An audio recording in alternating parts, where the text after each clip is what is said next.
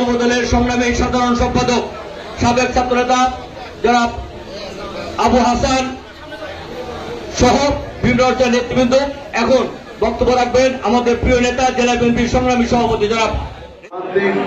দুর্ঘটনায়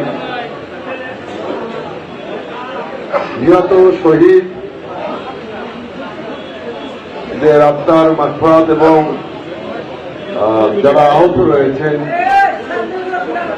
বিভিন্ন ক্লিনিকে হাসপাতালে মৃত্যুর সঙ্গে তারা লড়াই করছেন, তাদের দ্রুত আরোগ্য লাভের কামনায় আজকে মাহফিল।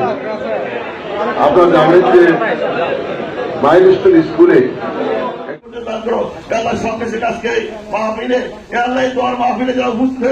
আমাদের জেলা কমিটি সভাপতি সহ অন্য নেতৃস্থানে তাদের সবাইকে দিলে এই দেশের সেবা করার তৌফিক দান করো। আল্লাহ দেশকে তুমি কবুল করে নাও, দেশের মানুষকে কবুল করে নাও।